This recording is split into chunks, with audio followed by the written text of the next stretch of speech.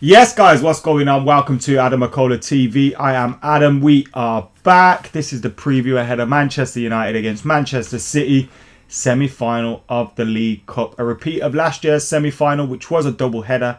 Manchester United lost the first leg 3-1, beat City 1-0 at the Etihad, went out 3-2 on aggregate, and we obviously take on Manchester City tonight.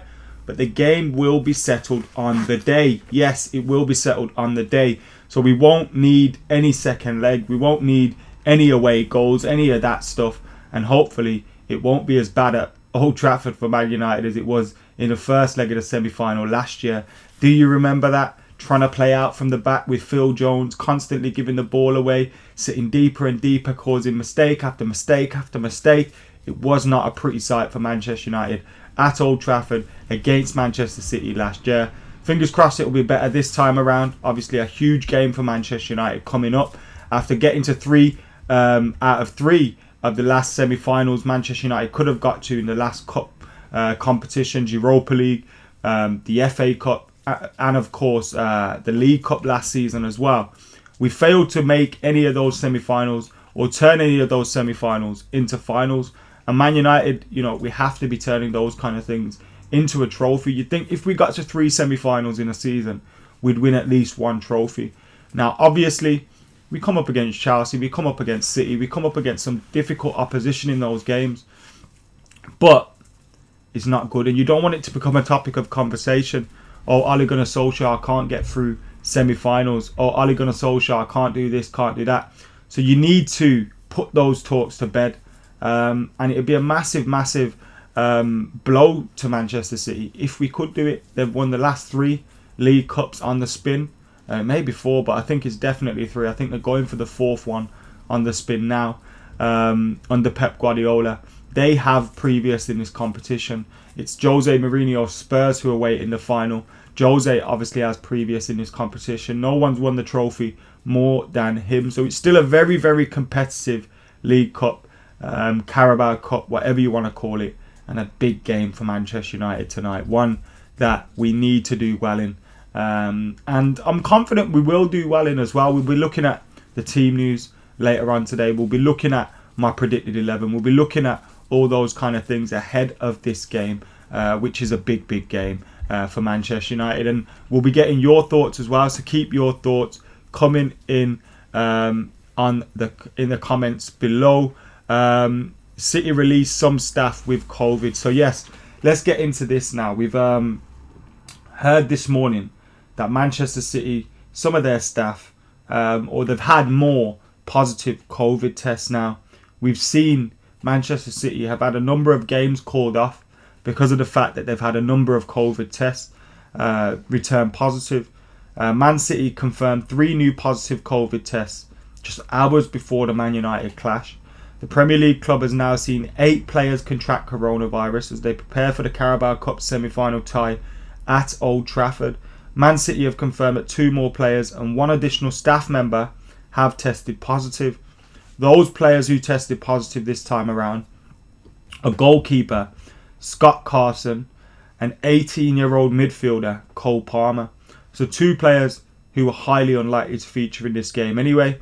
And probably wouldn't even be in the matchday squad, are the 2 members of the playing staff that have tested positive, while an unnamed member of the non-playing staff has also delivered a positive test. Now the coronavirus continues to worsen, this article goes on to say, with 40 new cases among Premier League players and staff recorded in the past week, a new high for England's top flight. Man City have been one of the worst affected clubs in the Premier League in terms of positive tests, with a total of 8 players having now tested positive. That includes first team stars such as Eric Garcia, Gabriel Jesus and Kyle Walker, who missed the game against Chelsea. So now we've got this. Now, it doesn't seem it will have any impact on tonight's game. They are now observing a period of self-isolation, and in Manchester City's statement, they didn't mention, or they didn't even allude to the fact that this game was in any doubt. So there we go with that. Yes, Manchester City have had some more positive tests, but the game will not be affected, it seems. So that's good news for Manchester United and Manchester City. Obviously, fingers crossed those players there get well soon. Now, Manchester City haven't been in great form recently at all. I worded that wrong. Manchester City hadn't started the season in great form, and they have got better recently, or until recently when they've got better. And as I say, difficult game tonight. You just don't know which way to call it. When you look at the form of both teams, Manchester United haven't lost in 7 games. Our last defeat was against Leipzig. We haven't lost in 6, 7, 8, 9, 10, 11 domestic games since defeat as well. So we're doing really well domestically. We're on a good solid run. Most of those games have been wins, bar from 2 draws, one of them coming against Manchester City, one of them coming against Leicester. Manchester United's form has really picked up in recent weeks, and that's great to see as well, because we need to be at it.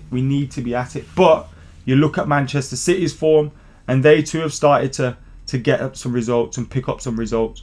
So if we look at Manchester City, beat Chelsea, beat Newcastle, beat Arsenal, beat Southampton, drew with West Brom, drew with United, beat Marseille, beat Fulham, drew with Porto, beat Burnley, beat Olympiacos, lost against Spurs. So since that defeat against Spurs in November, they haven't lost a game. They haven't lost a game since that defeat against Spurs. So good run for them. They know in the league, they're pretty much back up to speed with things now. Those points that Liverpool dropped have meant that if City win their 2 games in hand on Liverpool, although one of them games in hand is against Aston Villa, which is a difficult game. If you win those 2 games, you'll be on 35 points. If United win their game in hand, we'll be on 36 points. So they would be 1 point right behind us, and Liverpool would be in 3rd if United and City won their games in hand on the champions. So City have got going. They're looking good again. Now, they do have a few injury issues. Obviously, when you look at the fact that, you got players out with COVID and all that kind of thing. And today they'd be without, obviously, as we mentioned, Scott Carson, which I don't think matters. Tommy Doyle, Ederson, Gabriel Jesus, Eric Garcia, Aymeric Laporte, Ferran Torres and Kyle Walker. Nathan Ake is also questionable. So when you think about the injuries that they have, it might make Manchester United slight favourites in that, they've got Sergio Aguero, but he's not long returned from injury. Gabriel Jesus is out. Their main goalkeeper's out. Their main centre-half's out. And their main right-back's out, or occasionally a centre-half. They've still got, like Dragon's days, millions pounds worth of players. But nevertheless, that's good. In terms of Manchester United's absentees and the team news from Ole Gunnar Solskjaer yesterday, Manchester United are without Edinson Cavani, who's suspended. This is his 2nd game of that 3-match suspension. His final game will be against Watford, so he'll be available for that game against Burnley, which is positive. Phil Jones, as we know, is out injured, and Marcus Rojo. Victor Lindelof is a questionable one, but it's unlikely he'll be out. Ole Gunnar Solskjaer didn't allude to the fact that he'd be out. Now, it may be a case that you rest him, but obviously we've got Eric Bailly, who's been doing fantastically well recently, really stepped things up, really performing well. I think it's 4 games now on the spin for him, and I think his performances have been the most impressive thing of them. Of course, you want to see him playing games, you want to see him keeping fit, and we hope that he can keep fit. But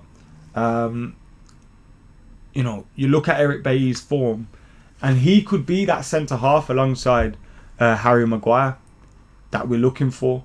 Now, you don't want to get carried away, because we know what happens with Eric Bailly. He can get an injury. Once he gets an injury, he's out. We've got problems. So we need to, look after Eric Bailly. And I imagine either today or against Watford will be a game that he misses out on, and he's given a little bit of a rest. But we should be wrapping him in cotton wool, because we've seen how much of an impact he can have in that defence, how much of the perfect foil he is for both Harry Maguire and Victor Lindelof. I think he looks good alongside both of them. I think we've seen that, Lindelof and Maguire probably have a decent relationship, and probably play well, but at the same time, they're not perfect for each other. They're very similar to each other. And Eric Bailly, as we've seen, has something different about him. He has that speed, he has that pace, he has that, ability to recover. Is he almost opposite to what Harry Maguire is? And I think Harry Maguire's really improved recently as well.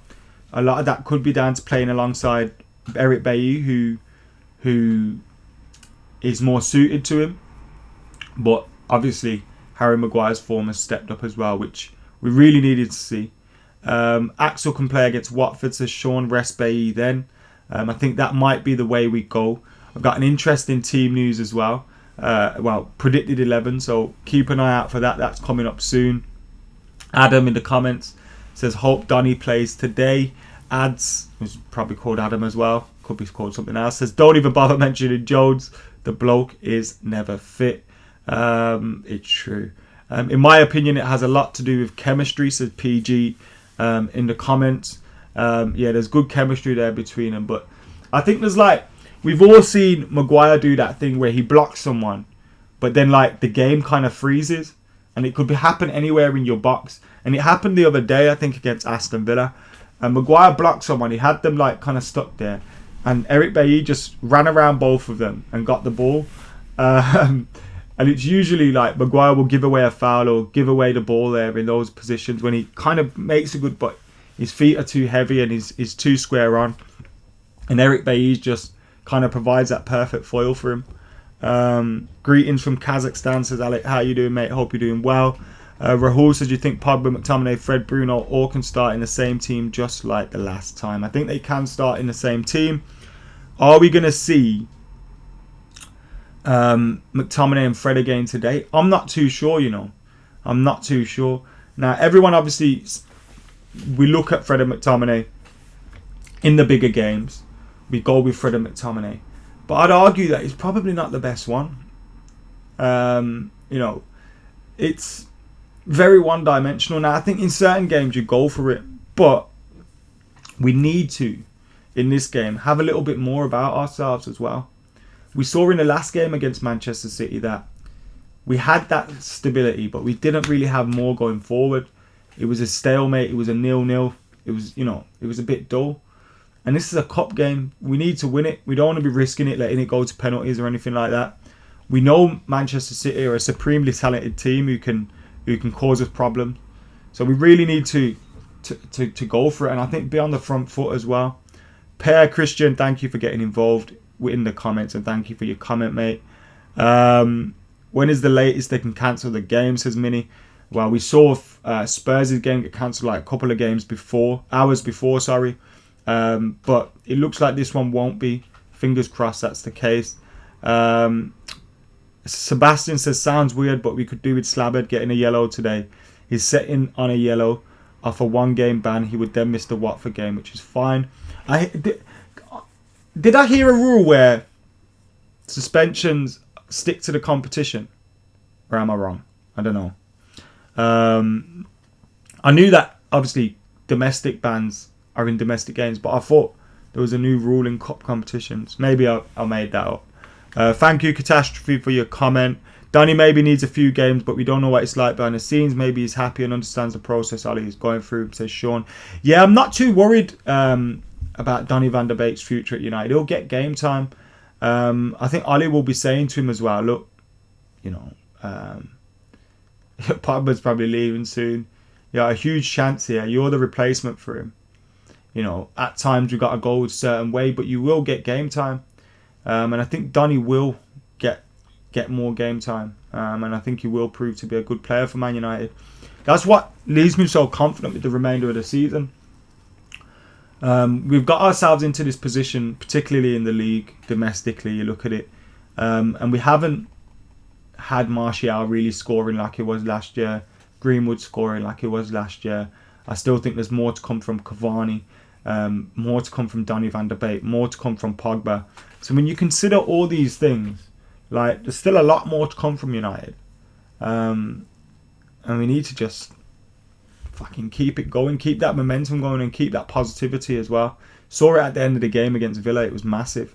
So hopefully we can keep it up. Anyway, let's look at that 11 right now. Here's my 11 for this game. Let us know your 11 in the comments. But this is my 11. David De Gea in goal. As you can see, I've gone pretty strong. David De Gea in goal. Wan-Bissaka, Bailly, Maguire and Shaw. If you're going to rest them against Watford. I've gone with Matic, Van der Beek. Ollie played McTominay and Fred in the last game. Now, he normally does that and then rotates it for the next game. He's been rotating around quite a lot. And so I think he might go with this. Matic, Van der Beek, get on the ball, get passing the ball, and trying to play it around City as well. They will leave gaps, they will leave holes. If we're clinical in possession, which I don't think McTominay is at times, I don't think Fred is at times, then we will cause them problems. Van der Beek can play those passes. Play Bruno Fernandes. I'd play a 4-2-3-1. Play Pogba in that left attacking midfield position, where I think he looks good. He came on there as well. Which game was it when he came? Was it PSG away where he came on there as a substitute? That's what I'd go with. That's the team I'd go with. I know he's not a left winger, but I think when we've got Cavani out, when we've got Greenwood's probably not quite ready yet. Play Rashford on the right. Play Martial through the middle. Play Pogba on the left of that. But he will be tucking in a little bit more. Luke Shaw can provide that overlap if required. And whilst people are saying he's not a winger, I don't think he's a winger. That's not what I'm saying. But I think he can play in that position. I don't think Rashford's a 9. People keep... PG in the comments says Rashi should be the striker. Martial's the better number 9 out of both of them. Real Ferdinand said something similar as well. Like, oh yeah, I want to see Rashford through the middle or something. And I'm thinking, bruv, you can't hold the ball up like Martial. He's not as good a number 9. He's better on the left. Now I know Martial is good on the left too. But out of those two, Martial's the better number 9. He holds the ball up. Look at him when we're not in the team. Look at United when he's not in the team. How our attack is different. So, yeah. I think Martial has to be in the team there. Minnie says, Ollie's already said Donny's time will come. Buggy says, Rashi's not a 9. Joseph says, I'm a City fan, but Liverpool sucks. City will be narrow. Pogba will come inside and help create with Bruno, says Colin. I'd love to see that lineup, but I know Ollie won't do that. It's too nice, says 6'4 Ahmed.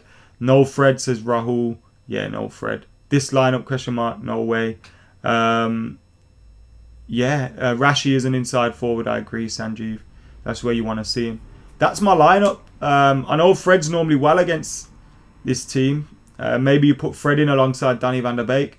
But I thought Matic played well against City in the cup layer last year. Got a goal as well. I don't think Matic is that bad of an option in this game. He played well recently as well. But yeah, maybe Fred will come in. I don't know. But that's my predicted 11 anyway. I hope Danny van der Beek starts. I think Bruno and Rashford will start and get their rest on the weekend. Martial will come in at number 9. I think that's guaranteed. I think you've got a possibility of Greenwood starting. Maybe Pogba goes to the bench and you see McTominay and Fred start, or McTominay and Donny, or Fred and Donny. But that's the predicted 11 I've gone with. Let us know your predicted 11s in the comments below. Make sure you're liking, commenting, sharing and subscribing as well. This has been the preview for the semi-final tonight. We'll have reaction on AdamMcKola TV. We'll have the watch-along reaction on Stretford Paddock as well, so make sure you're back for that. My score prediction for tonight, 2-1 to Manchester United. I'm going to go with. I think we'll win this game, whether it's after extra time or not. But I'm confident for us going through to the final. At least I'm hopeful. Anyway, obviously it's going to be a difficult game. Get your thoughts in the comments below. Keep it like, comment, share. For now, I've been AdamMcKola. I'm out of here.